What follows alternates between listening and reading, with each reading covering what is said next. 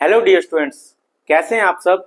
इस वीडियो में बात करेंगे हम क्लास 10th के केमिस्ट्री के चैप्टर नंबर फर्स्ट की, जिसका नाम है केमिकल रिएक्शंस एंड इक्वेशंस। इस वीडियो में हम इस चैप्टर को पूरा वन शॉट में रिवीजन करने वाले हैं और इसके बाद एक और इसकी वीडियो वन शॉट में कवर करेंगे, जिसमें हम देखेंगे कि उसमें पीवाई के क्वेश्चन यानी पिछले साल जितने भी क्वेश्चन आए हैं उनको हम सॉल्व करेंगे एक ही वीडियो में। तो दो वीडियो देखने के बाद आप अपनी तैयारी को बहुत बेटर कर सकते हैं। इससे आपको पता चल जाएगा कि चैप्टर में हमें पढ़ना क्या है और जो एग्जाम हम देने जा रहे हैं क्लास 10th के बोर्ड के, उसमें जो क्वेश्चंस हैं वो कुछ पैटर्न के पूछे जाते हैं। आप जब पीवाईक्यू सॉल्व करोगे तो अच्छे से समझ जाओगे। तो इस चैप्टर के दो वीडियो वन शॉट हम बनाने वाले हैं। तो पहले बात करते हैं, आज हम इसमें पढ़ेंगे सिर्फ चैप्टर में क्या क्या थ्योरी है और क्या क्या इसके कंसेप्ट हैं, उसके बाद हम देखेंगे पीवाईक्यू। तो चलिए स्टार्ट करते हैं वीडियो। पहला, केमिकल रिएक्शंस एंड इक्वेशन में ये जो केमिकल रिएक्शन है ये क्या होती हैं। तो केमिकल रिएक्शन क्या होती है? The process in which new substance with new properties are formed from one or more substances is called chemical reaction. इसका मतलब ये है, जब हम किसी एक सब्सटेंस को या एक से ज्यादा सब्सटेंस को लेकर उससे कोई न्यू सब्सटेंस फॉर्म करते हैं, क्या करते हैं, एक न्यू सब्सटेंस फॉर्म करते हैं, तो ये प्रोसेस केमिकल रिएक्शन कहलाती है। जैसे कि मान लीजिए हम मिल्क को कन्वर्ट कर लें किसमें, कर्ड में, तो मिल्क किसमें कन्वर्ट हो गया, कर्ड में कन्वर्ट हो गया। तो ये जो प्रोसेस है इस प्रोसेस का नाम हो जाएगा केमिकल रिएक्शन। मान लीजिए आपके पास आयरन है, लोहा है, और उसे आप कहीं पर रख दीजिए, आप कुछ दिनों बाद देखेंगे कि उस पर रस्ट आ जाती है यानी जंग लग जाती है, तो ये भी एक केमिकल रिएक्शन है। बात समझ में आ गई? तो इसको हम कहते हैं केमिकल रिएक्शन। अगर मान लीजिए कार्बन को ऑक्सीजन के साथ रिएक्ट कर लें, तो कार्बन जब ऑक्सीजन के साथ रिएक्ट करता है तो कार्बन डाइऑक्साइड गैस बनती है, ये भी एक केमिकल रिएक्शन है। तो एग्जाम्पल की बात कर लें तो रस्टिंग ऑफ आयरन, रेस्पायरेशन, हम जो रेस्पायर करते हैं वो भी क्या है, केमिकल रिएक्शन है। रस्टिंग ऑफ आयरन क्या है, केमिकल रिएक्शन है। Formation of curd from milk, यानी मिल्क से क्या बनाना, कर्ड को जब बनाते हैं तो वो भी एक केमिकल रिएक्शन है। इसमें आप एक चीज देखना कि मिल्क और कर्ड यानी जो प्रोडक्ट बनता है उसकी प्रॉपर्टी जो रिएक्टेंट होता है उसकी प्रॉपर्टी से डिफरेंट होती है और कलर भी चेंज हो जाता है यानी चेंजेस आ जाते हैं। Food gets digested in our body, यानी हमारी बॉडी में जो खाना हम खाते हैं वो डाइजेस्ट होता है, वो क्या एक केमिकल रिएक्शन है।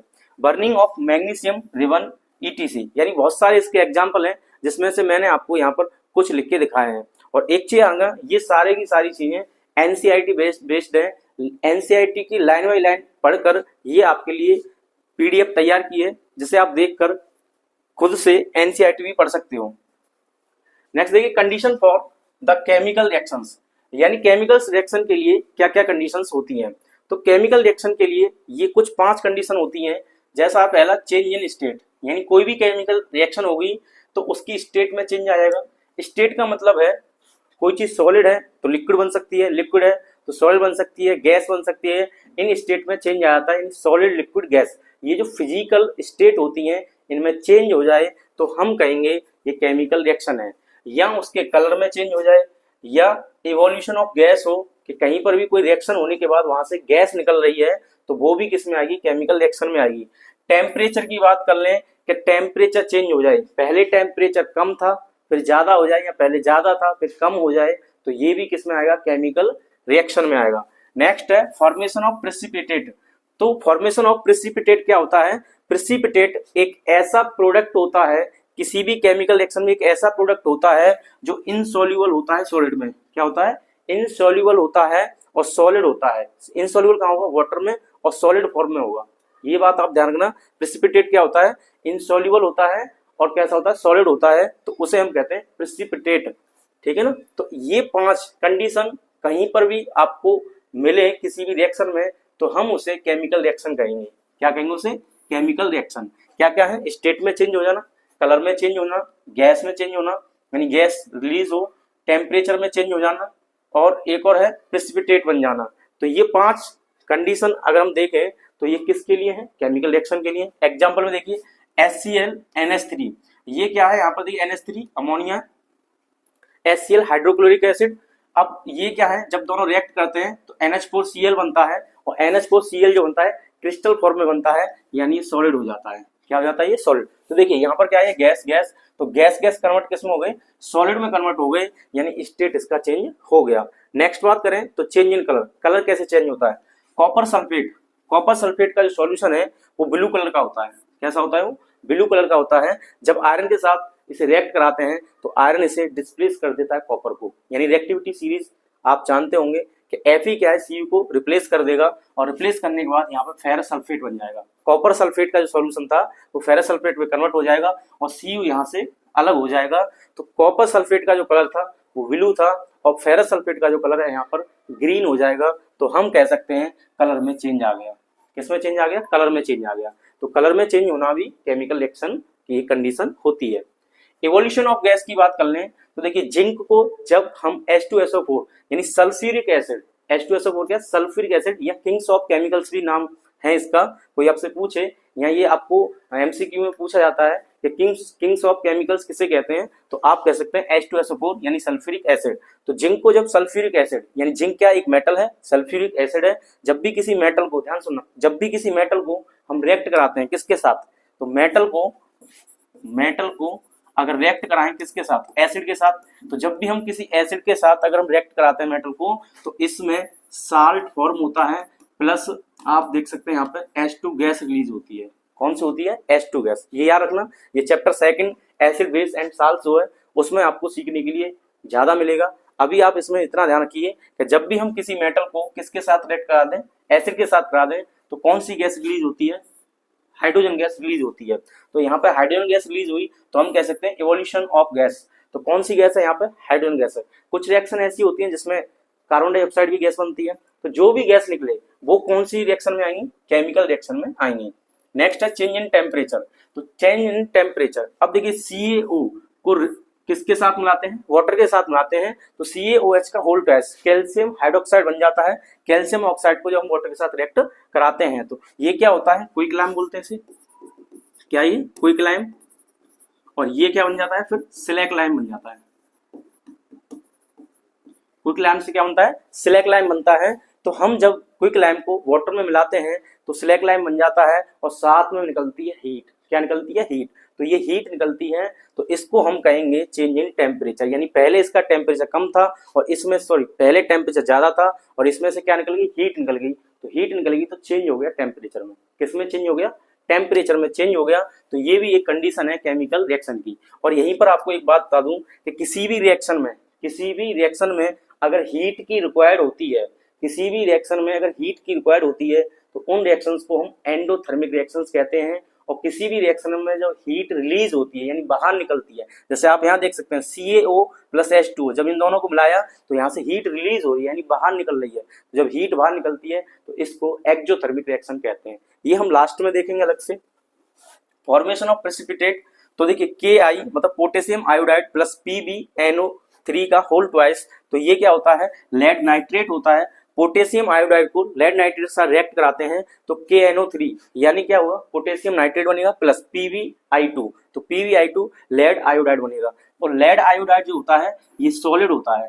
कैसा होता है? ये सॉलिड होती है इसकी फिजिकल स्टेट, और सॉलिड होती है पर ये वाटर में इनसॉल्युबल होता है। और इनसॉल्युबल है, सॉलिड है। तो इनसॉल्युबल हो और सॉलिड हो, कोई भी प्रोडक्ट रिएक्शन के बाद इनसॉल्युबल हो वाटर में और कैसा हो? सॉलिड हो और इनसॉल्युबल हो वाटर में, तो उसको हम कहते हैं प्रेसिपिटेट। क्या कहेंगे उसे? प्रेसिपिटेट कहेंगे। और ये होता है फॉर्मेशन ऑफ प्रेसिपिटेट। ठीक है, इतनी बात समझ आ गई। नेक्स्ट देखिए चलते हैं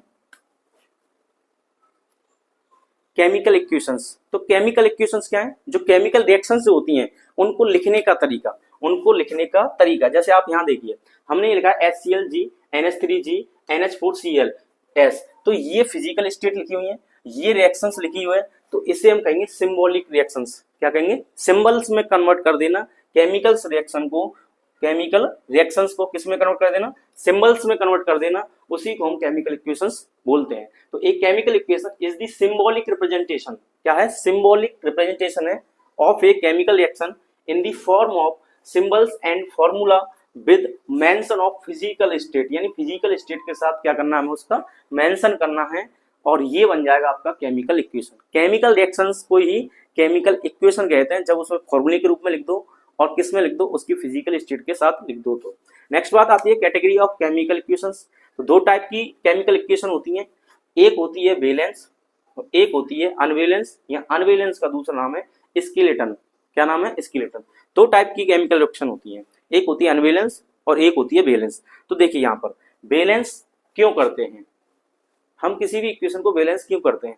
क्योंकि conservation of mass law of conservation of mass use करते हैं। तो यहाँ पर सबसे पहले देखते हैं हम बैलेंस केमिकल इक्वेशन क्या होती है। जैसे मान लीजिए मैंने आपसे कहा यहाँ ए है और यहाँ बी है, ये रिएक्टेंट है। एल्चर साइड क्या होते हैं? रिएक्टेंट्स होते हैं। कितने रिएक्टेंट है यहाँ पर? दो। तो यहाँ पर बन गया मान लीजिए एक सी और एक ये डी, ये हो गए प्रोडक्ट। दो प्रोडक्ट बने हैं, तो ये रिएक्टेंट हो गए, ये हो गए प्रोडक्ट। अब मैं आपसे कहूँ कि यहाँ पर सी कितना प्रोडक्ट में? वन है। इधर सी है? नहीं है। अगर मान लीजिए इधर भी सी होता, क्या होता? सी होता, तो ये सी और ये सी इक्वल हो जाते। इधर ए है तो इधर भी ए हो, तो देखिए प्रोडक्ट में ए है, रेक्टेंट में ए, बैलेंस हो गया। इधर बी है, इधर बी और होता, क्या होता? यहाँ पर बी होता। यहाँ पर क्या? डी, और यहाँ पर क्या होता? डी होता। तो हम ये कहते हैं कि एलएचएस साइड में जितने भी एलिमेंट्स आ रहे हैं, एलएचएस साइड में जितने भी एलिमेंट्स हैं जो रिएक्टेंट की फॉर्म में हैं, और इनसे जो बना है प्रोडक्ट, उसमें आने वाले जितने भी एलिमेंट्स हैं, इन सभी के एटम इक्वल होने चाहिए। और इक्वल होंगे तो हम इसे कहेंगे बैलेंस केमिकल इक्वेशन। यानी सीधी सी बात ये, number of atoms of each element in reactant side, in reactant side में जितने भी एलिमेंट होंगे उन सभी के एटम का नंबर इक्वल होता है किसके? Number of atoms of each elements in product side. यानी प्रोडक्ट साइड में जितने भी एलिमेंट है उन सभी के एटम का जो नंबर होगा वो इक्वल होता है एलएचएस में जितने भी एलिमेंट हैं उनके एटम के नंबर के। ठीक है ना? तो क्वेश्चन ये पूछा जाता है find to balance chemical equation, यानी केमिकल इक्वेशन को हम बैलेंस क्यों करते हैं। तो आप सीधा सिंपल लिख सकते हैं कि लॉ ऑफ कंजर्वेशन ऑफ मास।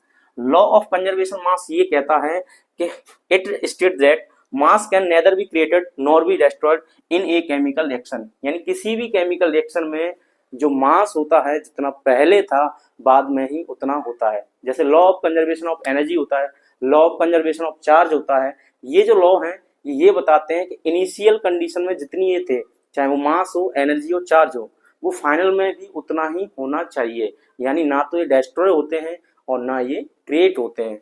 तो ना तो ये बढ़ती हैं इनकी नंबर और ना इनका नंबर कम होता है। तो आप देख सकते हैं कि for satisfy law of conservation of mass, ये why do balance chemical equation क्यों करते हैं? क्योंकि हम क्या करते हैं? Law of conservation of mass को यूज करते हैं। तो लॉ ऑफ कंजर्वेशन मास ये कहता है जितना पहले मास था उतना बाद में मास होना चाहिए। इसीलिए एलएचएस साइड जितने एटम हैं एलिमेंट के, उतने ही आरएचएस साइड में एलिमेंट के एटम होने चाहिए। अगर एटम कम ज्यादा हो गए तो इसका मतलब ये हुआ कि मास कम ज्यादा हो गया, और मास कम ज्यादा करना नहीं है। ठीक है ना? इसके बाद देखते हैं कि किसी भी इक्वेशन को बैलेंस कैसे करें। तो देखिए इसके दो मेथड आप कह सकते हैं, एक होता है हिट एंड ट्रायल मेथड और एक कोफिशिएंट लगाकर हम सॉल्व कर लेते हैं।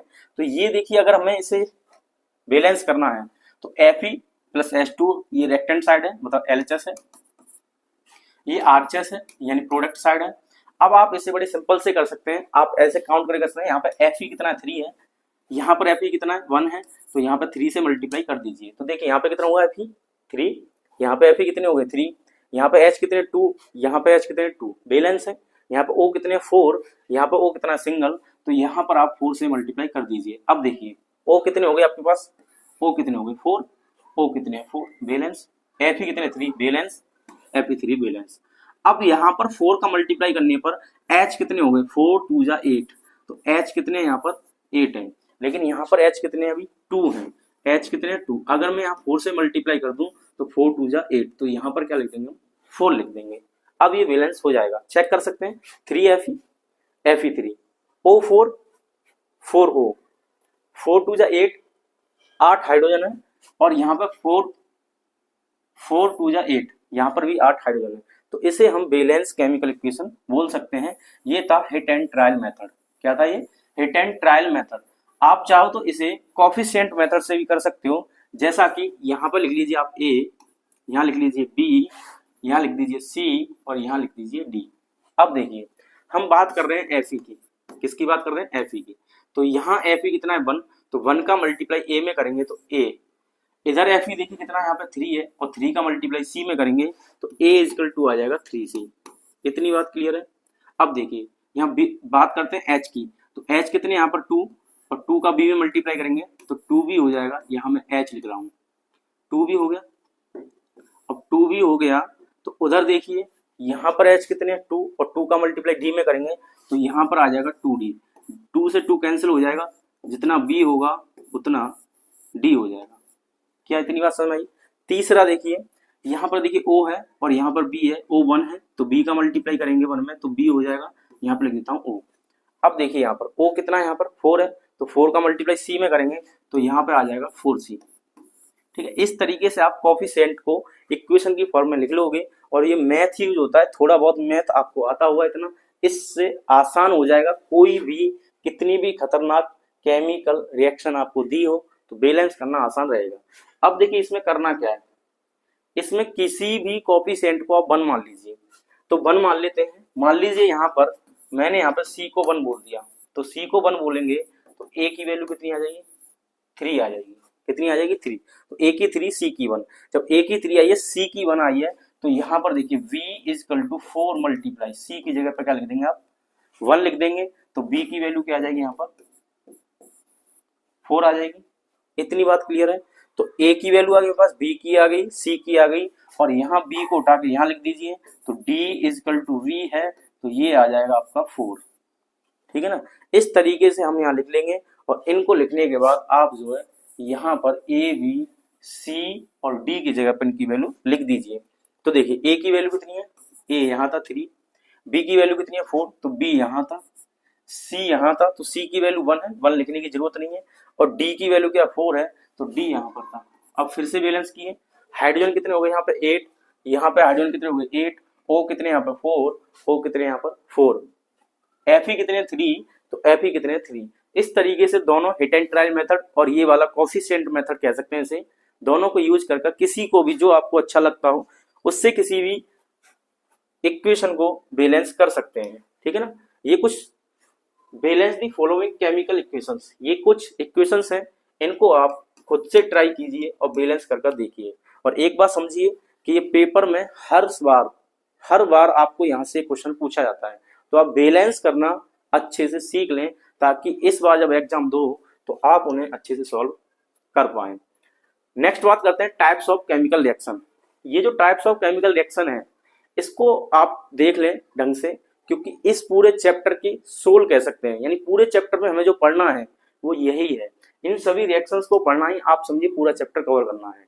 पूरे चैप्टर को कवर करने का मतलब क्या है, टाइप्स ऑफ केमिकल रिएक्शंस को आसानी से पढ़ना। तो कितने टाइप की होती हैं, 5 टाइप्स होते हैं इसके। एक होता है कॉम्बिनेशन रिएक्शन। कॉम्बिनेशन रिएक्शन का मतलब ये होता है जब भी हम 2 सब्सटेंस को ऐड करेंगे तो एक तीसरा सब्सटेंस बन जाएगा, तो इसको क्या कहते हैं, रिएक्टेंट्स। एलएचएस साइड में क्या होते हैं, रिएक्टेंट्स होते हैं, और आरएचएस साइड में क्या होता है, प्रोडक्ट बनता है। तो कॉम्बिनेशन का मतलब होता है मतलब ऐड करना, ऐसे आप समझ लीजिए कॉम्बिनेशन का मतलब ऐड करना। तो जब भी हम 2 रिएक्टेंट को ऐड करेंगे, 2 सब्सटेंस को ऐड करेंगे और नया एक प्रोडक्ट बन जाए, सिंगल प्रोडक्ट बने, ध्यान सुनो, सिंगल प्रोडक्ट बनेगा तो उसे हम कॉम्बिनेशन रिएक्शन कहेंगे। ठीक है, नेक्स्ट देखिए डीकंपोजिशन रिएक्शन। डीकंपोजिशन का मतलब होता है ब्रेक करना। क्या मतलब होता है इसका, ब्रेक करना। डीकंपोजिशन का मतलब होता है ब्रेक करना। जैसे मान लीजिए आपके पास ये एक सब्सटेंस है और ये ब्रेक हो जाए A प्लस B में, 2 में हो जाए, 3 में हो जाए, प्रोडक्ट 2 बने इससे या 3 बने, हमें इससे फर्क नहीं है। बस ये है कि ये जो रिएक्टेंट है इससे प्रोडक्ट होने चाहिए, कम से कम 2 बनने चाहिए, तो इसको हम कहेंगे डीकंपोजिशन रिएक्शन। डिस्प्लेसमेंट रिएक्शन क्या होती है और डबल डिस्प्लेसमेंट रिएक्शन क्या होती है। देखिए डिस्प्लेस का मतलब होता है हटाना, डिस्प्लेसमेंट का मतलब क्या होता है, हटाना, यानी अपनी जगह से मूव कर देना और खुद शिफ्ट हो जाना। जैसे मान लीजिए आपका फ्रेंड आपकी पहली सीट पे आके बैठ जाता है जहां पर आप बैठते हैं, और आप आए, आपने उसे हटा दिया और खुद बैठ गए, तो आपने उसे डिस्प्लेस कर दिया। अब क्यों कर दिया, इसकी एक कंडीशन होती है, रिएक्टिविटी सीरीज होती है। रिएक्टिविटी सीरीज में जो ऊपर मेटल आते हैं वो अपने से नीचे वाले मेटल को डिस्प्लेस कर देते हैं, क्योंकि वो ज्यादा रिएक्टिव होते हैं। जो मेटल जितना ज्यादा रिएक्टिव होगा अपने से कम रिएक्टिव वाले को साइड कर देगा कि हटवे, ठीक है ना। तो ये होता है डिस्प्लेसमेंट का मतलब। नेक्स्ट आता है ऑक्सीडेशन एंड रिडक्शन। तो ऑक्सीडेशन और रिडक्शन क्या होता है, नाम से पता चला ऑक्सीडेशन यानी जिसमें ऑक्सीजन ऐड हो और हाइड्रोजन रिमूव हो, वो होता है ऑक्सीडेशन। इसका अपोजिट यहां कर दीजिए, ऑक्सीजन रिमूव हो हाइड्रोजन ऐड हो, उसको कहेंगे रिडक्शन। और ये दोनों रिएक्शन एक साथ हो तो इसका पूरा नाम होता है रेडॉक्स रिएक्शन। क्या नाम होता है इसका, रेडॉक्स रिएक्शन। ये बात समझ आ गई। इस तरीके से पांचों को हम एक एक करके विद एग्जांपल पढ़ते हैं। तो पहला देखिए कॉम्बिनेशन रिएक्शन। तो ये क्या बताया था, a reaction in which a single product is formed from two or more reactants is known as combination reaction. जैसे कि यहाँ पर रिएक्टेंट एक से ज्यादा हो सकते हैं, प्रोडक्ट कैसा होगा, सिंगल होगा। तो यहाँ पे क्या लिखना है, तो देखिए सिंगल प्रोडक्ट, कौन सा प्रोडक्ट होना चाहिए, सिंगल प्रोडक्ट होना चाहिए। तो इसको हम कहेंगे कॉम्बिनेशन। कॉम्बिनेशन का मतलब जुड़ना या ऐड होना। तो देखिए CaO का मतलब क्विक लाइम। क्विक लाइम जब वाटर के साथ रिएक्ट करता है, यानी क्विक लाइम को जब हम वाटर में मिलाते हैं तो क्या बनता है, सिलेक्ट लाइम बनता है और हीट रिलीज होती है। तो ये जो प्रोडक्ट है सिलेक्ट लाइम, ये सिंगल प्रोडक्ट है। कैसा प्रोडक्ट है, सिंगल प्रोडक्ट है। नेक्स्ट देखिए बर्निंग ऑफ कोल। जब हम कोयले को जलाते हैं तो कार्बन और ऑक्सीजन मिलकर कार्बन डाइऑक्साइड गैस रिलीज करते हैं। तो ये भी क्या है, देखिए ये रिएक्टेंट, दो रिएक्टेंट और एक प्रोडक्ट। तो किसका एग्जांपल हो गया, कॉम्बिनेशन का हो गया। नेक्स्ट देखिए formation of water from H2 and O2, यानी हाइड्रोजन गैस और ऑक्सीजन गैस को जो मिलाएंगे तो क्या बन जाएगा, H2O बन जाएगा। तो H2O का मतलब होता है वाटर। ये देखिए प्रोडक्ट सिंगल, यहाँ पर प्रोडक्ट सिंगल और यहाँ पर प्रोडक्ट सिंगल, और यहाँ पर आप देख सकते हैं रिएक्टेंट कम से कम 2 हैं, ठीक है ना। तो ये होगा आपका कॉम्बिनेशन रिएक्शन। इतनी बात समझ में आ गई। तो इस तरीके से आप कॉम्बिनेशन रिएक्शन को देख सकते हैं। नेक्स्ट बात आती है डीकंपोजिशन रिएक्शन। डीकंपोज का मतलब क्या होता है, था मैंने ब्रेक करना। क्या मतलब होता है, ब्रेक करना। ब्रेक का मतलब तोड़ देना। तो यहाँ पर क्या होगा, in which under suitable condition one single reactant splits, यानी एक सिंगल रिएक्टेंट होगा और स्प्लिट हो जाएगा, यानी ब्रेक हो जाएगा इनटू 2 और मोर देन 2 प्रोडक्ट्स, यानी 2 और 2 से ज्यादा प्रोडक्ट में क्या हो जाएगा, ब्रेक हो जाएगा। जैसा कि मैं ऐसी सिंपल एक एग्जांपल लिख देता हूँ, ए बी जो है A प्लस बी में क्या हो जाएगा, ब्रेक हो जाएगा। तो इसको हम डीकंपोजिशन रिएक्शन कहेंगे। तो इसके कितने टाइप होते हैं, 3 टाइप होते हैं। पहला होता है थर्मल डीकंपोजिशन रिएक्शन, दूसरा होता है इलेक्ट्रोलाइटिक डीकंपोजिशन रिएक्शन और तीसरा होता है फोटोलाइटिक डीकंपोजिशन रिएक्शन, ठीक है ना। इसको आप नोट कर लीजिए और इन्हें एक एक करके पढ़ते हैं। नोट कर लिया, चलिए देखते हैं। सबसे पहले थर्मल डीकंपोजिशन रिएक्शन। तो एक बात याद रखना, इन तीनों रिएक्शंस में से आपको पेपर में इस बार जरूर क्वेश्चन पूछने के लिए मिलेगा।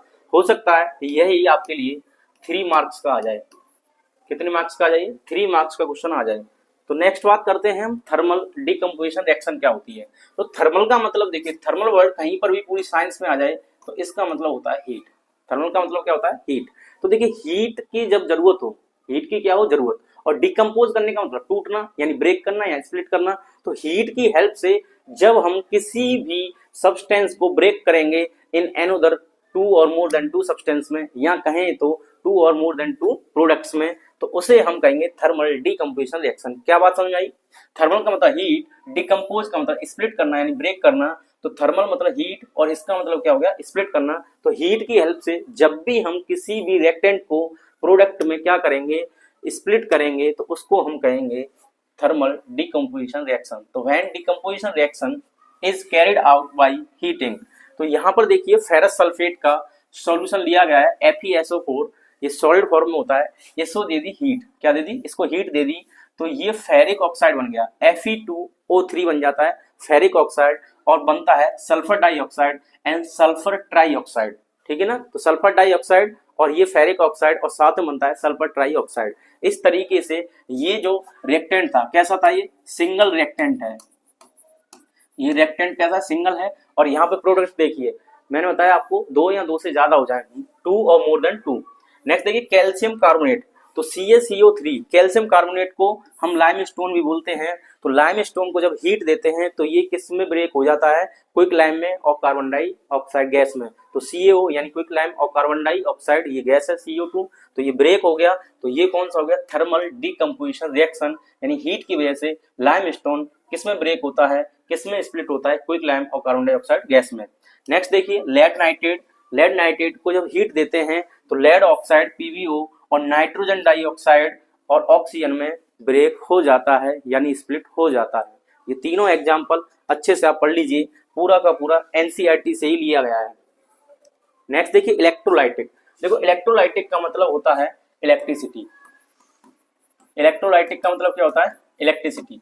तो इलेक्ट्रिसिटी की हेल्प से जब भी हम किसी भी रिएक्टेंट को यानी सब्सटेंस को ब्रेक करते हैं, क्या करते हैं, ब्रेक। तो डिकम्पोजिशन का मतलब ब्रेक करना, स्प्लिट करना, किसकी हेल्प से, इलेक्ट्रिसिटी की हेल्प से करते हैं। तो उसको हम कहते हैं इलेक्ट्रोलाइटिक डिकम्पोजिशन रिएक्शन, यानी when decomposition is carried out by passing electricity. ठीक है ना, इलेक्ट्रिसिटी पास करने से हम उसे क्या कर दें, स्प्लिट कर दें 2 और मोर देन 2 प्रोडक्ट में किसी भी सिंगल रिएक्टेंट को, तो उसे हम क्या कहेंगे, इलेक्ट्रोलाइटिक डिकम्पोजिशन रिएक्शन कहेंगे। ठीक है, तो देखिए H2O, जब H2O में इलेक्ट्रिक करंट दिया जाएगा तो हाइड्रोजन गैस और ऑक्सीजन गैस में वो ब्रेक स्प्लिट हो जाएगा। ऐसी NaCl है, तो NaCl को भी कर सकते हैं। तो हम यहाँ पे कह रहे हैं H2O को इलेक्ट्रिक करंट दे देंगे तो H2 गैस और O2 गैस यहाँ से रिलीज होगी। थर्ड जो टाइप है फोटोलाइटिक डिकम्पोजिशन रिएक्शन। तो देखिए फोटोलाइटिक, फोटो का मतलब होता है लाइट, फोटो का मतलब क्या होता है, लाइट। तो ये फिजिक्स में या केमिस्ट्री में फोटो कहीं पे लिखा हो तो फोटो का मतलब वो नहीं है जो हम फोटो खींचते हैं, यहाँ पर फोटो का मतलब लाइट से होता है। तो लाइट की हेल्प से जब भी हम किसी को डिकम्पोज करें यानी स्प्लिट करें, ऐसी रिएक्शंस को हम फोटोलाइटिक डिकम्पोजिशन रिएक्शन बोलते हैं। तो when decomposition is carried out by passing light, यानी लाइट के पास कराने से कोई भी रिएक्टेंट 2 और मोर देन 2 प्रोडक्ट में क्या हो जाए, ब्रेक हो जाए, स्प्लिट हो जाए, तो उसे हम कहेंगे फोटोलाइटिक डिकम्पोजिशन रिएक्शन। तो इसके एग्जाम्पल है AgCl। इसका आपको पूछा जाता है कि AgCl का कलर क्या है। तो AgCl का जो कलर होता है वो व्हाइट होता है, याद रखना। ये लास्ट ईयर भी क्वेश्चन पूछा गया था कि AgCl का कलर क्या होता है, तो आप लिख सकते हो व्हाइट होता है। तो AgCl में जब सनलाइट दी जाती है, AgCl को कहा सनलाइट, तो देखिए यहाँ पे एक चाइना डिश है, ये चाइना डिश है और इस पे सिल्वर क्लोराइड है यानी AgCl है, और यहाँ से देखिए विंडो से सनलाइट आ रही है। तो सनलाइट आती है, किसके पास आ रही है सनलाइट, AgCl के पास। तो AgCl के पास आ रही है सनलाइट, AgCl के पास क्या आ रही है, सनलाइट आ रही है। तो यहाँ पर ये Ag और Cl2 में क्या हो जाएगा, स्प्लिट हो जाएगा। Ag का मतलब सिल्वर और Cl2 का मतलब क्लोरीन गैस। ठीक है ना, तो ये ब्रेक हो गया। ऐसी AgBr है, तो ये सिल्वर अलग हो गया था, इसमें क्लोरीन गैस अलग हो गई थी। इसमें देखिए AgBr में देखिए Ag अलग हो जाता है और Br2 अलग हो जाता है। तो इसे कहेंगे हम फोटोलाइटिक डिकम्पोजिशन रिएक्शन। एक ये क्वेश्चन पूछा जाता है अलग से, black and white photography. Black and white photography का आपसे पूछा जाता है कि what do you mean by black and white photography. तो ये सिल्वर क्लोराइड जो है, silver chloride turns greys exposure to sunlight. ये सनलाइट में आने के बाद ये किस में कन्वर्ट हो जाती है, ग्रे में कन्वर्ट हो जाती है। On above reaction is used in black and white photography, यानी ये जो दो रिएक्शन है ये किस में यूज की जाती है, ब्लैक एंड व्हाइट फोटोग्राफी। हो सकता है क्वेश्चन ऐसा भी दिया हो, ये रिएक्शन लिख दें, ये कहे कि ब्लैक एंड व्हाइट फोटोग्राफी में यूज होती है, तो इसी के सिमिलर एक और ऐसी रिएक्शन लिखिए जो ब्लैक एंड व्हाइट फोटोग्राफी में यूज होती है। तो ये आपको गिवन होगा तो आप इसे लिख सकते हैं, ये दिया होगा तो आप इसे लिख सकते हैं। इतनी बात समझ में आ गई। चलिए नेक्स्ट बढ़ते हैं, रिएक्टिविटी सीरीज देखते हैं पहले। क्यों, क्योंकि हमें पढ़ना है डिस्प्लेसमेंट रिएक्शन देखनी है, और डिस्प्लेसमेंट रिएक्शन देखने के लिए रिएक्टिविटी सीरीज याद होना बहुत जरूरी है। तो देखिए रिएक्टिविटी सीरीज के याद करने की अपनी अपनी ट्रिक्स होती हैं, आपको जो पसंद हो वैसा कर लीजिए। तो मोस्ट रिएक्टिव जो एलिमेंट है यहाँ पर कुछ ही लिए गए, इससे ज्यादा भी होते हैं, आप इतनों को याद कर लीजिए, क्लास 10th के लिए काफी है।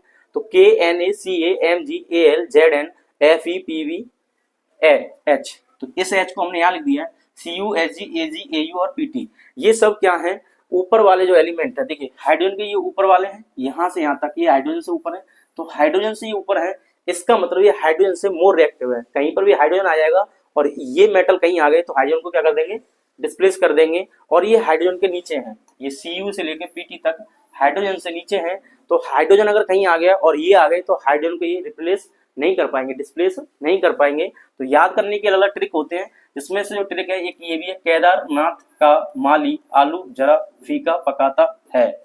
है से याद रखना फिर दोबारा, हाई कोर्ट है आपका, तो ये AAP हाई कोर्ट है आपका। यहां पर लिखना GUT, आप और गट, GUT यानी गट लिख देना, तो आपका हाई कोर्ट है आपका। ये ट्रिक है, बाकी अपनी अपनी ट्रिक होती है, बता रहा हूँ।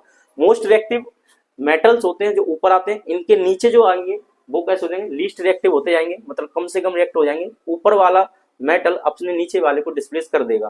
क्या कर देगा, ऊपर वाला मेटल अपने से नीचे वाले को क्या कर देगा, डिस्प्लेस कर देगा। जैसे मान लीजिए Fe है यहाँ पर और ये Cu, तो अभी एक रिएक्शन बताई थी Fe प्लस CuSO4, तो इसमें क्या होता है, तो ये देखिए Fe आ रहा है यहाँ और इसके नीचे H है और H के नीचे ये सब है, तो Cu कैसा हो गया, इसके कंपेयर में Fe के कंपेयर में Cu क्या है, लो रिएक्टिव है, तो Fe Cu को हटा देगा तो यहाँ पे खुद आ जाएगा, ये कहेगा हट जा, क्यों कि मैं ज्यादा रिएक्टिव हूँ, ज्यादा पावरफुल हूँ, तो Cu को हटा देगा Fe और Cu हट जाएगा, Fe आ जाएगा।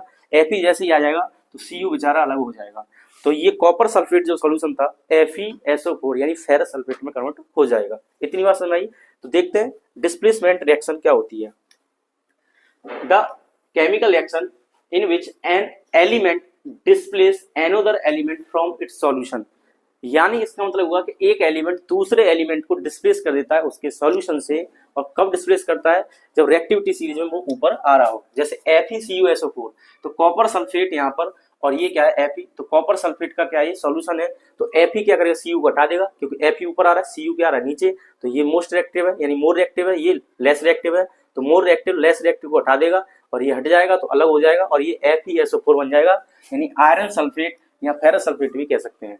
नेक्स्ट देखिए जिंक, जिंक और कॉपर रिएक्टिविटी सीरीज में देखिए जिंक कहाँ आ रहा है, तो देखिए जिंक यानी Zn, तो Zn ये रहा, Zn तो Fe से भी ज्यादा रिएक्टिव है, तो Fe से भी ज्यादा रिएक्टिव है तो कॉपर को तो और जल्दी हटा देगा, तो क्या होगा यहाँ से देखिए ZnCu को हटा देगा तो ये ZnSO4 यानी जिंक सल्फेट बन जाएगा और कॉपर फिर से यहाँ से बाहर हो जाएगा, यानी कॉपर की कोई जगह नहीं है। नेक्स्ट देखिए पीवी, पीवी का मतलब होता है लेड यानी सीसा कह देते हैं, और CuCl2 कॉपर क्लोराइड, जब पीवी को हम CuCl2 के साथ क्या कराएंगे, रिएक्ट कराएंगे, तो फिर से देखिए पीवी कहाँ है, तो पीवी ये गया, यानी ये Zn और Fe से भी लेस है, लेस रिएक्टिव है, लेकिन कॉपर से ये ज्यादा रिएक्टिव है, तो ये क्या करेगा पीवी Cu को यहाँ से हटा देगा, यानी बेचारे Cu का कोई काम नहीं है, ये तीनों मिलकर अलग कर देते हैं, तो इसका मतलब Cu यहाँ से हट जाएगा और पीवी इसके साथ Cl2 के साथ आ जाएगा, तो PbCl2 यहाँ पर बन जाएगा प्रोडक्ट, और लेड क्लोराइड कहेंगे इसे, क्या कहेंगे, लेड क्लोराइड। ठीक है, तो ये डिस्प्लेसमेंट रिएक्शन है, इस तरीके से देख सकते हैं। नेक्स्ट बात करते हैं डबल डिस्प्लेसमेंट रिएक्शन की। तो देखिए डबल डिस्प्लेसमेंट रिएक्शन क्या होती है, इसमें दो एलिमेंट होंगे और वो क्या होंगे, एक दूसरे को डिस्प्लेस करेंगे, तो there reaction in which two different atoms or group of atoms are mutually exchanged, यानी वो एक दूसरे को क्या कर देंगे, हटा देंगे, जहां पे पहला था वहां पे दूसरा आ जाएगा और जहां दूसरा था वहां पर पहला आ जाएगा। जैसे देखिए Na2SO4 ये क्या है, सोडियम सल्फेट है, और ये क्या BaCl2 बेरियम क्लोराइड है, तो सोडियम सल्फेट को जब बेरियम क्लोराइड के साथ रिएक्ट कराया जाता है तो BaSO4 बनता है, जिसे बेरियम सल्फेट कहते हैं, और साथ में बनता है NaCl यानी सोडियम क्लोराइड यानी जो नमक होता है। अब देखिए Na ने क्या किया, Ba को रिप्लेस कर दिया, तो Na यहाँ आ गया और Ba यहाँ से उठ के Na के पास आ गया, ये उठ के यहाँ आ गया। इतनी बात समझ आई। तो देखिए Na और Cl मिले तो NaCl आ गया, और NaCl को हमने बैलेंस कर दिया तो 2NaCl हो गया। अब यहाँ पे देखिए ये Ba है और Ba उठ के यहाँ आ गया तो BaSO4 आ गया। ठीक है ना, इस तरीके से रिएक्शन कंप्लीट हो जाती है, इसे हम कहेंगे डबल डिस्प्लेसमेंट रिएक्शन। और यहीं पर अगर प्रेसिपिटेट की बात करें तो BaSO4 बेरियम सल्फेट जो बनता है ये इनसॉल्यूबल होता है, इनसॉल्यूबल होता है और ये सॉलिड होता है, तो इसीलिए इसे हम क्या कहते हैं, प्रेसिपिटेट कहेंगे। क्या कहेंगे, इसे प्रेसिपिटेट कहेंगे। ठीक है, तो प्रेसिपिटेट का क्वेश्चन कई बार पूछा जाता है, तो आप इस रिएक्शन को याद कर लेंगे तो दो आपके क्वेश्चन सॉल्व हो जाएंगे, पहला डबल डिस्प्लेसमेंट के लिए और दूसरा प्रेसिपिटेट का एक एग्जांपल ये हो जाएगा। ठीक है ना, इस तरीके से हम नेक्स्ट की बात करते हैं ऑक्सीडेशन एंड रिएक्शन, यहाँ जिसे हम रेडॉक्स रिएक्शन कहते हैं। तो ऑक्सीडेशन रिएक्शन क्या होती है, नाम में ही है ऑक्सीडेशन मतलब O, जिसमें O तो ऐड हो और H यहाँ से रिमूव हो, तो यहाँ कह सकते हैं addition of oxygen to reactant, reactant में क्या हो, addition of oxygen to reactant, यानी O क्या हो, ऐड हो, the removal of hydrogen from reactant, तो रिएक्टेंट से हाइड्रोजन हट जाए या रिएक्टेंट में आकर हाइड्रोजन रिएक्टेंट में आकर ऑक्सीजन ऐड हो जाए, तो उसको क्या कहेंगे हम, ऑक्सीडेशन रिएक्शन कहते हैं। जैसे 2Cu प्लस O2, यानी Cu को O2 के साथ लाएंगे तो ये बन जाएगा आपका CuO, क्या बन जाएगा, कॉपर ऑक्साइड बन जाएगा। हीट के प्रेजेंट में, हीट की प्रेजेंट में, देखिए हीट की रिक्वायर्ड है यहाँ पर, तो हीट की रिक्वायर्ड है तो ऐसी रिएक्शन को हम एंडोथर्मिक भी बोलते हैं। क्या बोलते हैं, एंडोथर्मिक रिएक्शन भी कहेंगे। जहां हीट की रिक्वायर्ड हो एंडोथर्मिक, और जहां हीट रिलीज हो वहां एक्सोथर्मिक होता है। तो Cu को O2 के साथ रिएक्ट कराते हैं तो CuO बनता है। और यहाँ पर देखिए इसके पास O नहीं था, यहाँ पर O नहीं था, यानी माइनस लगा रहा हूँ, और यहाँ पर आके Cu के साथ O क्या है, ऐड हो गया। तो O का ऐड होना ऑक्सीडेशन होता है। ठीक है, नेक्स्ट देखिए रिडक्शन की बात करें तो रिडक्शन इसका अपोजिट होता है। अपोजिट का मतलब यहाँ पर क्या होगा, ये H तो प्लस होगा और O कैसा होगा, रिमूव होगा। तो removal of oxygen from reactant, addition of hydrogen to reactant. अब देखिए यहाँ पे CuO को अगर हाइड्रोजन के साथ, जो CuO अभी बना था, जैसे यहाँ पे आपने देखा Cu प्लस O, तो ये बन गया था CuO, किसकी प्रेजेंस में, हीट की प्रेजेंस में। और आप इसे देखिए यहाँ पर O और 2 और यहाँ 2 बैलेंस कर लीजिए। तो ये जब Cu को ऑक्सीजन के साथ रिएक्ट कराते हैं तो 2CuO बनता है, यानी इसके साथ ऑक्सीजन ऐड हुआ है, इसलिए इसको कहेंगे ऑक्सीडेशन, ऑक्सीडेशन रिएक्शन। और इसको क्या कहेंगे, CuO प्लस H2 जब आएगा हीट की प्रेजेंस में तो CuO देखिए यहाँ पे O है इसके साथ, और यहाँ पर देखिए O माइनस हो गया, यानी O माइनस होने का तो O रिमूव हो गया। तो removal of oxygen from reactant, तो रिएक्टेंट में O था, प्रोडक्ट में O नहीं है, इसका मतलब ये रिडक्शन रिएक्शन होगा। कौन सा होगा, रिडक्शन रिएक्शन होगा। और यहाँ देखिए H रिएक्टेंट में है, अब रिएक्टेंट में इसके पास O नहीं है, तो O नहीं है, और प्रोडक्ट में देखिए यहाँ पे O आ गया, यानी O ऐड हो गया, O ऐड हो गया। ठीक है, तो ये दोनों रिएक्शन जब एक साथ कराएंगे CuO प्लस H2 की, तो इसको हम रेडॉक्स रिएक्शन कहेंगे। क्या कहेंगे, रेडॉक्स रिएक्शन, क्योंकि आप देख रहे हैं वहां से O रिमूव हो रहा है और H के साथ O ऐड हो रहा है। यहाँ पर देखिए रेडॉक्स रिएक्शन सेम रिएक्शन ली है, तो यहाँ पर CuO में क्या है, देखिए यहाँ से O हट गया, यहाँ से O गायब हो गया, तो जहां से O गायब होगा यानी माइनस होगा O, उसको क्या कहेंगे, रिडक्शन कहेंगे। और जहां पर O ऐड होगा, जहां पर O ऐड होगा उसको हम ऑक्सीडेशन कहेंगे। तो यहाँ पर H2 है और यहाँ H2 आ गया, यानी H2 मतलब H2 के साथ में O ऐड हुआ है और Cu से यहाँ पर O रिमूव हुआ है। तो जहां से O रिमूव हो रिडक्शन, और जहां पर O ऐड हो उसको ऑक्सीडेशन कहते हैं। Some other examples of redox reaction ये भी है, देखिए यहाँ पे जिंक ऑक्साइड प्लस कार्बन, तो जिंक यहाँ से देखिए जिंक से O हट गया, तो यहाँ से O क्या रिमूव हुआ है, तो रिमूव हुआ है तो ये क्या होगा बताइए, रिडक्शन हो जाएगा। C के पास O आया है, C के साथ O ऐड हुआ है, इसका मतलब ये ऑक्सीडेशन के लिए हो जाएगा, और ये क्या हो जाएगा, रिडक्शन के लिए। ठीक है ना, ऐसी MnO2 plus 4HCl MnCl2 plus 2H2O plus Cl2, यानी ये जब रिएक्ट करेंगे तो इस तरीके का प्रोडक्ट फॉर्म होगा। अब आप इसमें बताइए कौन सा ऑक्सीडेशन है, कौन सा रिडक्शन है, और चेक करके कंप्लीट करके बताइए। नेक्स्ट बढ़ते हैं, types of reaction according to heat energy. अभी मैं आपको बता रहा था साथ में, तो नाम बताए थे, एक था एक्सोथर्मिक और एक था एंडोथर्मिक। तो देखो इससे कैसे याद रखें, EX मतलब एक्सोथर्मिक नाम है इसका, और EX से याद रखना एक्सटर्नल। क्या होता है, एक्सटर्नल मतलब बाहर, एक्सटर्नल का मतलब क्या होता है, बाहर। तो जिसमें हीट क्या हो, बाहर आए, हीट क्या हो, बाहर आए, तो हम कह सकते हैं जिसमें हीट रिलीज हो, हीट क्या हो, जिसमें हीट रिलीज हो, तो वो जो रिएक्शन होगी, कोई भी रिएक्टेंट क्या करें, रिएक्शन करें आपस में, दो सब्सटेंस रिएक्शन करते हैं, कौन सी केमिकल रिएक्शन, तो उसमें जब हीट बाहर आती है, रिएक्शन करने के बाद हीट बाहर आएगी, तो उसमें जो होगा उस रिएक्शन का नाम हो जाएगा एक्सोथर्मिक रिएक्शन। जिसमें हीट बाहर आएगी रिएक्शन करने पर, उसे क्या कहेंगे, एक्सोथर्मिक। दूसरा एंडोथर्मिक, इसमें हीट की रिक्वायर्ड होती है, तो यहाँ पर हीट जो है क्या होगी, एब्जॉर्ब होगी, एब्जॉर्ब। तो जिसमें हीट एब्जॉर्ब होती है उसे एंडोथर्मिक कहते हैं, और एक्सो से याद रखना एक्सटर्नल यानी बाहर, तो जिसमें हीट बाहर जाएगी रिएक्शन के बाद उसे हम कहेंगे एक्सोथर्मिक, और जिसमें हीट आएगी उसे कहेंगे एंडोथर्मिक। तो एक्सोथर्मिक की डेफिनेशन में क्या लिखना है, वही लिखना है। तो reaction in which heat is released, जिसमें हीट रिलीज हो, हीट क्या हो, जिसमें रिलीज हो यानी हीट बाहर आती है, along with formation of products is called an exothermic reaction.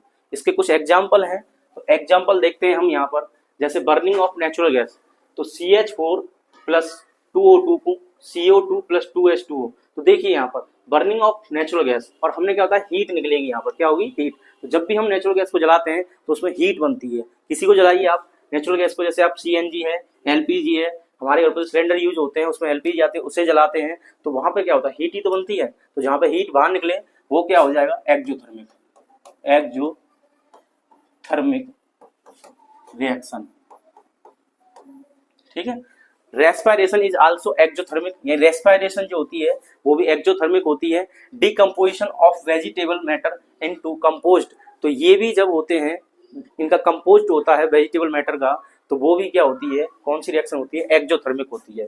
Next बात करते हैं, एक क्वेश्चन पूछा जाता है, do you know that respiration is an exothermic process. तो रेस्पिरेशन एक्जोथर्मिक प्रोसेस है, इसे आप डिफाइन कीजिए। तो देखिए आप जो भी खाना खाते हैं, जैसे राइस हो गया, पोटैटो हो गए, यानी चावल है, आलू है, तो इनमें होता है कार्बोहाइड्रेट। क्या होता है कार्बोहाइड्रेट। तो rice, potato and bread contain carbohydrate. ये कार्बोहाइड्रेट क्या करते हैं, हमारे शरीर के अंदर जाके ये ब्रेक हो जाते हैं ग्लूकोज में। किसमें ब्रेक हो जाते हैं, ग्लूकोज में। आपने राइस खाया, पोटैटो खाया, और क्या है यहाँ पे ब्रेड दिए हैं, जब इसको आप खाते हो तो अंदर बॉडी में जाने के बाद ये ब्रेक हो जाते हैं, यानी टूट जाते हैं। किस में ब्रेक होते हैं, ग्लूकोज में ब्रेक होते हैं। और ग्लूकोज में ब्रेक होने के बाद हमारे शरीर में जो ऑक्सीजन आ रही है, तो ये खाना अंदर गया और ये ब्रेक हो गया किसमें, ग्लूकोज में, और अंदर हमारे पास क्या आ रही है, ऑक्सीजन आ रही है। तो एटमोस्फियर से ऑक्सीजन जा रही है अंदर, ऑक्सीजन गई और क्या गया साथ में, साथ में आ गया हमारे पास ग्लूकोज। तो ये दोनों मिलकर क्या बनाते हैं, यहाँ पर कार्बन डाइऑक्साइड जो हमारे बॉडी से बाहर निकलती है, और वाटर, और साथ में रिलीज होती है एनर्जी, और एनर्जी बाहर आ रही है, ध्यान की एनर्जी बाहर आ रही है, यानी हम इसे हीट एनर्जी भी कह सकते हैं। ठीक है, कह सकते हैं हीट एनर्जी भी। तो ये वाली जो एनर्जी बाहर आ रही है, जिसमें एनर्जी बाहर आएगी, उसको ही तो हम एक्जोथर्मिक प्रोसेस कहते हैं। क्या कहेंगे इसे, एक्जोथर्मिक प्रोसेस। तो आगे देखिए, ऐसे लिख सकते हैं आप, rice, potato and bread contain carbohydrates, these carbohydrates are broken down to form glucose. This glucose combines with oxygen in the cells of our body and provides energy.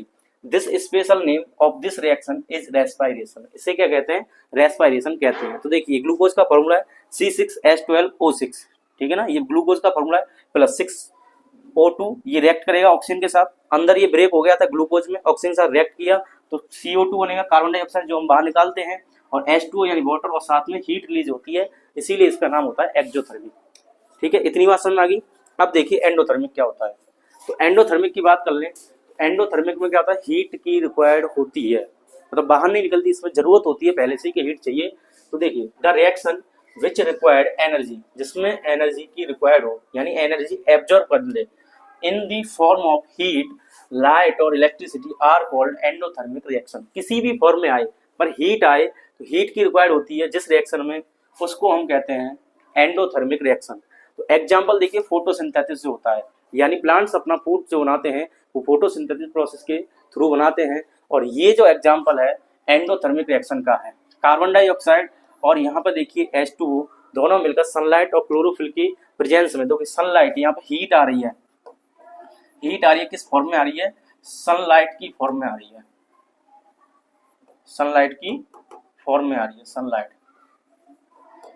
Sunlight की form में हीट आ रही है, यानी ये absorb कर रही है। दोनों मिलकर जब रिएक्ट करेंगे तो इन्हें रिक्वायर्ड होगी हीट की, और साथ में होता है क्लोरोफिल, दोनों मिल जाते हैं तो यहाँ पे ग्लूकोज फॉर्म होता है। जैसे हमारी बॉडी में खाना खाने के बाद ग्लूकोज फॉर्म होता है और वो रिएक्ट करता है ऑक्सीजन से, तब जाके कार्बन डाइऑक्साइड, वाटर और एनर्जी रिलीज होती है। ऐसे यहाँ पर भी ये भी क्या करते हैं, कार्बन डाइऑक्साइड प्लांट्स लेते हैं या ट्रीज लेते हैं, और वाटर लेते हैं, दोनों को मिक्स करते हैं, ऊपर से सनलाइट आती है, क्लोरोफिल की हेल्प से इस किस में कन्वर्ट कर देते हैं, ग्लूकोज में कन्वर्ट करते हैं, और ऑक्सीजन गैस रिलीज करते हैं, वाटर भी देते हैं।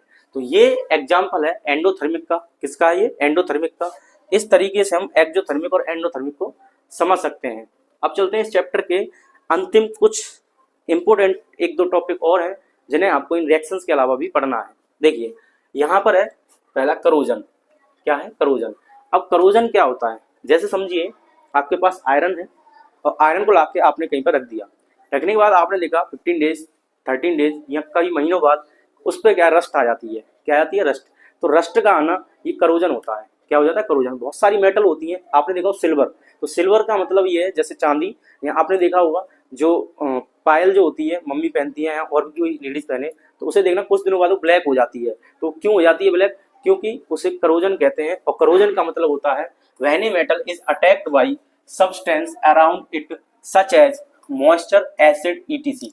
यानी कोई भी मेटल, एजी हो, आयरन हो, या और भी हम कह सकते हैं कॉपर हो, तो ये भी कोई भी मेटल जब कहाँ पर आ जाए, अपने अराउंड में, अपने सराउंडिंग में जो मॉइस्चर है और एसिड है उसके साथ रिएक्ट करता है, तो रिएक्ट करने के बाद it is said to corrode, वो करोड़ हो जाता है। क्या हो जाता है? करोड़ हो जाता है। और करोड़ होने का मतलब उसका कलर चेंज हो जाता है, यानी पहले ऐसा नहीं होता, न्यू फॉर्म हो जाता है प्रोडक्ट, तो उसको हम कहते हैं, उस प्रोसेस का नाम होता है करोजन। क्या होता है? Corrosion.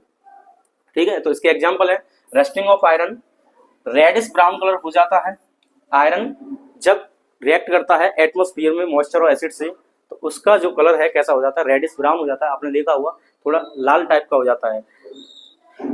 The black coating on silver, silver कैसी हो जाती है? ब्लैक हो जाती है। इसे भी करोजन का एग्जाम्पल कहेंगे। और करोजन का एक और एग्जाम्पल है ग्रीन हो जाता है कॉपर, कॉपर को कुछ दिनों बाद देखेंगे तो ग्रीन कोटिंग सी हो जाती है इसके ऊपर। तो ये है करोजन के एग्जाम्पल्स। नेक्स्ट बात करते हैं इसके बाद, करोजन के बाद इनके बचाव कैसे करें। अगर करोजन हो जाता है, ये जो मैंने अभी बताया था, ये सिल्वर ब्लैक हो जाती है, आयरन जो है कैसा हो जाता है? रेडिश ब्राउन हो जाता है। तो रेडिश ब्राउन हो जाता है, तो आप ये देख सकते हैं कि इनके जो कलर चेंज हो रहे हैं, तो इनके जो कलर चेंज हो रहे हैं, हम उनके लिए क्या करते हैं?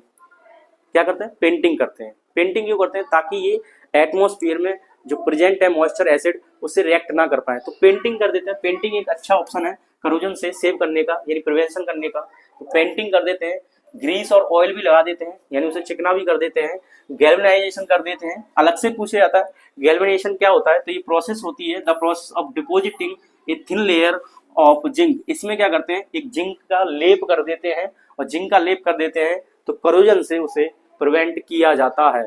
और भी एक दो ये एग्जाम्पल है, आप इन्हें अच्छे से देख लें। इसके बाद बात आती है रेंसिडिटी की। किसकी बात आती है? रेंसिडिटी की। तो देखिए रेंसिडिटी क्या होता है, जैसे आपने चिप्स खाए हैं या मार्केट से कोई भी पैकेट में आप कोई भी चीज़ खरीदते हो खाने की, तो आप उसमें देखेंगे उसमें एयर बहुत भरी होती है और वो फूला हुआ होता है पैकेट। क्यों होता है? क्योंकि उसमें नाइट्रोजन रखी जाती है। अब नाइट्रोजन क्या करती है? नाइट्रोजन क्या करती है? उसमें जो खाने की चीज़ है उसकी लाइफ को बढ़ा देती है, उसे सड़ने से बचाने के लिए नाइट्रोजन फिल कर दी जाती है। अगर नाइट्रोजन नहीं भरेंगे तो क्या हो जाएगा? वो जल्दी से जल्दी खराब हो जाएगा।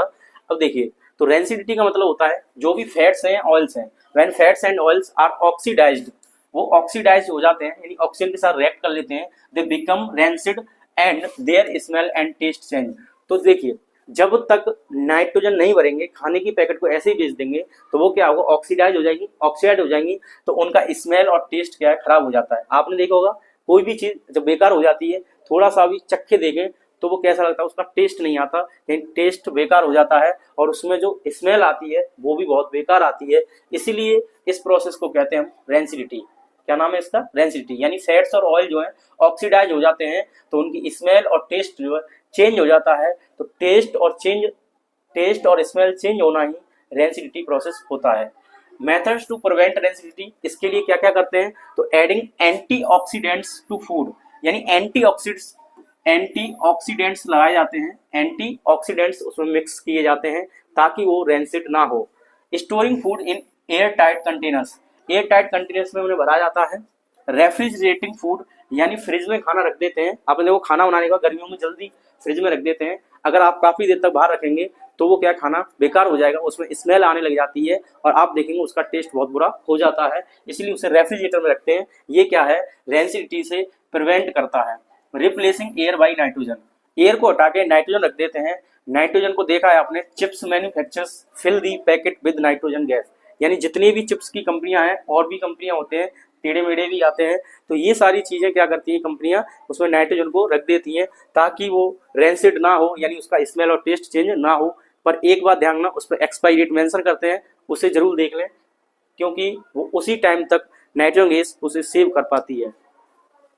नेक्स्ट बात करते हैं प्रेसिपिटेशन रिएक्शन की। तो देखिए प्रेसिपिटेशन रिएक्शन क्या होता है, ये मैंने बताया था अभी, यानी कोई एक इनसॉल्यूबल होता है, इनसॉल्यूबल सॉलिड होता है, प्रोडक्ट में फॉर्म होगा, इनसॉल्युबल सॉलिड होता है जो प्रोडक्ट में फॉर्म होता है, उसी को हम प्रेसिपिटेट कहते हैं। ये मैंने डबल डिस्प्लेसमेंट की रिएक्शन कराई थी, तो अभी उसमें समझाया था कि BaSO4 जो है, BaSO4 white precipitation of BaSO4 is formed, so it is also called precipitation reaction. यानी सोडियम सल्फेट और बेरियम क्लोराइड जब एक दूसरे से रिएक्ट करते हैं, तो रिएक्ट करने के बाद एक दूसरे को क्या करते हैं, म्यूचुअली डिस्प्लेस कर देते हैं, तो BaSO4 और NaCl यहाँ पे फॉर्म होता है, और ये BaSO4 को हम प्रेसिपिटेट कहेंगे। क्या कहेंगे? प्रेसिपिटेट कहेंगे।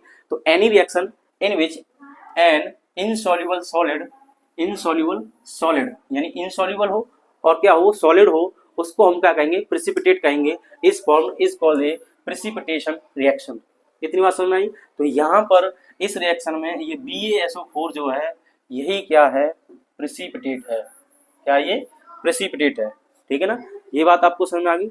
चलिए, इस चैप्टर का एक लास्ट टॉपिक जिसका नाम है व्हाइट वॉशिंग।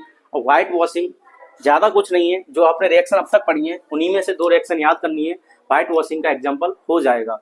तो देखिए ये क्या होता है, व्हेन क्विकलाइम क्या होता है, CaO when quicklime reacts with water, यानी CaO जब वाटर के साथ क्या करता है, रिएक्ट करता है, इट फॉर्म्स कैल्शियम हाइड्रोक्साइड। क्या करता है ये, कैल्शियम हाइड्रोक्साइड को फॉर्म करता है।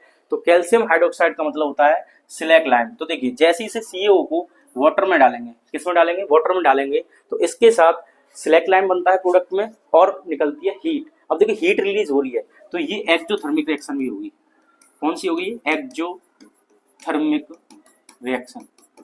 याद रखना, जिसमें हीट रिलीज हो एक्सोथर्मिक रिएक्शन होती है वो। तो CaO को रिएक्ट कराते हैं वाटर के साथ, यानी CaO को वाटर में डाल दीजिए। CaO क्या होता है, आपने देखो पहले क्या करते थे घरों में, अब तो एशियन पेंट्स वगैरह आते हैं, तो घरों में क्या करते थे, जब पेंट करते थे, यानी कलई कहते हैं, तो कलई लाते थे, चूना जो होता था उसे वाटर में डाल देते, और जैसे ही वाटर में डालते उससे बबल्स निकलते थे। बबल्स क्यों निकलते? क्योंकि हीट रिलीज होती थी, उसके अंदर हीट जो है वो रिलीज होती थी। तो CaA क्विकलाइम वही है, वो कलई, उसे डाल दीजिए वाटर में, तो हीट रिलीज होती है, तो CaOH का होल ट्वाइस बनता है और साथ में निकलती है हीट। और फिर ये CaOH का होल ट्वाइस ही रिएक्ट करता है किसके साथ, बाद में कार्बन डाइऑक्साइड के साथ रिएक्ट करता है, तो CaCO3 यानी लाइम स्टोन बनाता है। लाइम स्टोन, स्टोन का मतलब देखिए यहाँ पर पत्थर, ठीक है ना, मार्बल कह सकते हैं। तो CaCO3 बनाता है, कैल्शियम कार्बोनेट बनाता है और साथ में वाटर। तो ये जो दोनों रिएक्शन है इसको हम कहते हैं व्हाइट वॉशिंग। क्या कहते हैं? White washing. तो calcium hydroxide react very slowly, यानी calcium hydroxide react very slowly with CO2। यानी देखिए ये रिएक्शन हो गई CaO और H2O की, तो CaOH का होल ट्वाइस बन गया, साथ में हीट निकल गई। तो स्लैक लाइम क्या करता है, कार्बन डाइऑक्साइड के साथ रिएक्ट करता है, और ये वेरी स्लोली होती है। कैसी होती है? स्लोली, बहुत स्लो रिएक्ट होते हैं, और करते करते धीमे धीमे CO2 के साथ रिएक्ट करता है, present in air and forms calcium carbonate. This calcium carbonate gives shiny look. ये क्या देता है? चमक देता है। आपने देखो पेंट कर देते हैं तो एक साथ चमक नहीं देता, धीमे धीमे 1-2 दिन बाद वो चमक देने लग जाता है। तो यहाँ पर फिर क्या लगेंगे, gives shiny look to walls after 2 और 3 डेज ऑफ व्हाइट वॉशिंग। यानी व्हाइट वॉशिंग करने के बाद 2 या 3 दिन बाद उस पर चमक आती है, क्योंकि CaOH का होल ट्वाइस यानी स्लैक लाइम, कार्बन डाइऑक्साइड यानी जो प्रेजेंट है एयर साथ में, इन दोनों के साथ रिएक्ट धीमे धीमे करता है, और धीमे धीमे करने के बाद कैल्शियम कार्बोनेट बनाता है, और कैल्शियम कार्बोनेट एक शाइनी लुक देता है। इसलिए घरों पर पेंट करते हैं तो 1-2 दिन बाद ज्यादा शाइनिंग दिखती है। ठीक है, इस बात को आप नोट कर लीजिए। ये था हमारा chapter first chemical reactions and equations का 1 शॉर्ट वीडियो, जिसमें हमने कवर किया ये पूरी थ्योरी को। इसके बाद नेक्स्ट एक और वीडियो लाएंगे जिसमें हम देखेंगे इस चैप्टर के PYQ, चैप्टर वाइज PYQ की एक सीरीज बना रहे हैं। अगर आपको ये पसंद आए तो कमेंट करके जरूर बताएं। ठीक है, जब तक के लिए पढ़ते रहिए, मुस्कुराते रहिए। जय हिंद।